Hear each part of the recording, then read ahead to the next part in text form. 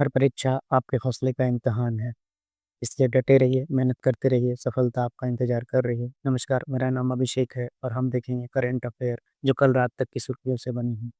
वहीं ये current affairs आपके आने वाले सभी एग्ज़ाम्स के लिए इम्पोर्टेंट हैं। तो आइए शुरू करते हैं अपने करंट अफ़ेयर को, जहाँ पर चीफ ऑफ डिफेंस स्टाफ ने अपना विज़न प्रेज़ेंट किया है फ्यूचर वारफेयर पर सांग्रीला डायलॉग 2025 में। सांग्रीला डायलॉग जिसकी शुरुआत 2002 में हुई थी। सांग्रीला डायलॉग एक मेजर इंटरनेशनल सिक्योरिटी समिट है जो हर साल सिंगापुर में आयोजित की जाती है। वहीं इसे ऑर्गेनाइज करने वाली संस्था है IISS international institute for strategic studies. आइए जानते हैं चीफ ऑफ डिफेंस स्टाफ के बारे में। तो भारत के चीफ ऑफ डिफेंस स्टाफ हैं जनरल अनिल चौहान। ये भारत के दूसरे चीफ ऑफ डिफेंस स्टाफ हैं।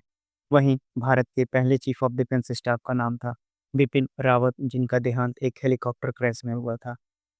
Chief of defence staff general Anil Chauhan 30 सितंबर 2022 को अपना कार्यकाल संभाला था। वहीं आपको पता होना चाहिए कि चीफ ऑफ करंट स्टाफ एक 4 स्टार रैंक जॉब है।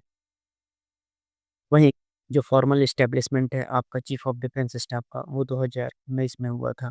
प्लेसमेंट के लिए जो कमेटी थी उसका नाम था करगिल रिव्यू कमेटी, जो के सुब्रमण्यम द्वारा हेड की गई थी।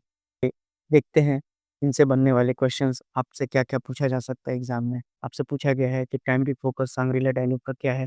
तो सिक्योरिटी और डिफेंस है। वहीं आपसे ये भी पूछा जा सकता है कि सांग्रीला डायलॉग किस संस्था के द्वारा ऑर्गेनाइज की जाती है? तो वह है international institute for strategic studies. वहीं सांग्रीला डायलॉग कब, कहाँ और कहाँ होता है? तो ये सिंगापुर में होता है।